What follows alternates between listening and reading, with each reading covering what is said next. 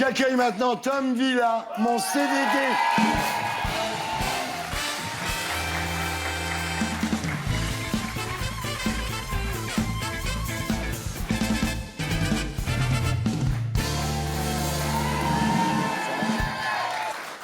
Bon, notre premier invité, il a l'image d'un mec un peu défoncé, alors que franchement, des fois, c'est pas vrai. C'est Benjamin Biolay.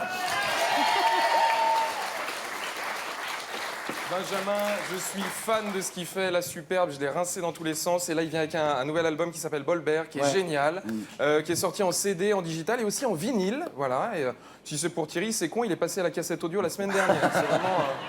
D'ailleurs, vous avez dit en interview que votre fille de 14 ans vous trouvait ringard. En même temps, si vous sortez vos albums en vinyle aussi, bah pour elle, un vinyle, c'est un set de table, forcément. Non, mais c'est vrai.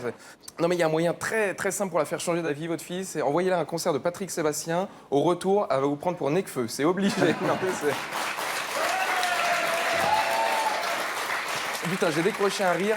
Là, attention, filmez bien, les gars, mettez une cassette, on va pas le choper souvent, celui-là. Non, mais...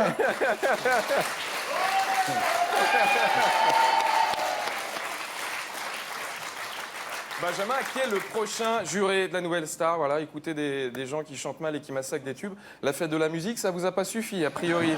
Non, mais c'est vrai. Bref, en tout cas, Benjamin qui a collaboré avec énormément d'artistes, avec tous les plus grands, on peut le dire. J'ai regardé, il y a eu 70 collaborations entre 2000 et 2017.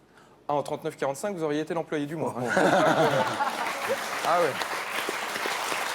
Et puis, on le sait, Benjamin Biolay est assez engagé politiquement avec les Républicains, je crois. Et, C'est ça. Non, pardon, le PS. Non, mais avec tous les partis qui disparaissent, je m'y retrouve plus, c'est le merdier. En tout cas, merci d'être venu après un week-end de deuil. Ça va, l'enterrement s'est bien passé?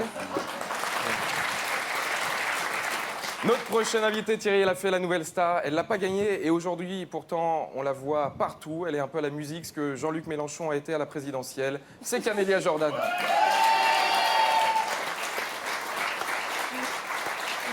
Alors attention, c'est pas la chanteuse qu'en soi, c'est l'actrice, voilà, et vous venez d'en parler du film, c'est Chercher la femme, en gros le pitch, c'est votre frère qui s'est radicalisé, et pour pouvoir rendre visite à votre copain se fait passer pour une fille en enfilant une burqa, voilà, et sauf que votre frère tombe amoureux de cette soi-disant fille, mais en fait qui est votre copain. J'ai perdu tout le monde, là j'ai perdu ce... En tout cas, ce que je sais, c'est que ça va pas plaire à Robert Ménard, ça c'est sûr. Ça, c'est sûr. Robert! Non. Reviens. Reviens, Robert! Il veut plus revenir. Ouais.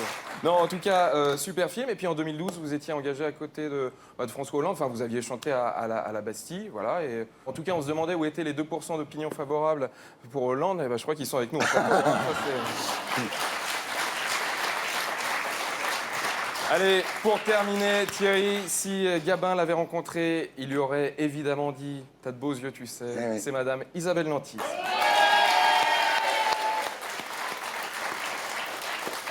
Isabelle qui a un parcours un peu atypique, parce que je crois que vous avez raté plusieurs fois le concours d'entrée au conservatoire, voilà, comme Belmondo, Jean Marais, pareil, Emmanuel Berco, Patrick Devers aussi. Donc, c'est le seul concours où, a priori, quand tu te fais recaler, tu as plus de chances de bosser derrière. Ça, c'est le... Non, mais c'est vrai, contrairement à la fac de médecine, quand tu le loupes, le conservatoire, tu peux exercer sans diplôme. Ça, c'est l'avantage. Isabelle qui vient nous voir pour son dernier film qui s'appelle Mon Poussin, qui est formidable. Et dans Mon Poussin, en gros, l'histoire, c'est votre fils qui se fait larguer par son premier amour, Elena. Voilà. Et avec Pef, votre mari, vous décidez de prendre les choses en main en lui faisant suivre une sorte de cure de désintoxication amoureuse. Voilà, vous en souvenez, vous, Thierry, de votre premier chagrin d'amour? Enfin, je veux dire, vous l'avez eu au téléphone, le prêtre, depuis, ou non, pas du tout? Non, c'était... Je crois pas si bien dire. Non mais moi il m'est arrivé à peu près pareil que dans le film. J'étais très très malheureux après m'être fait larguer par mon premier amour.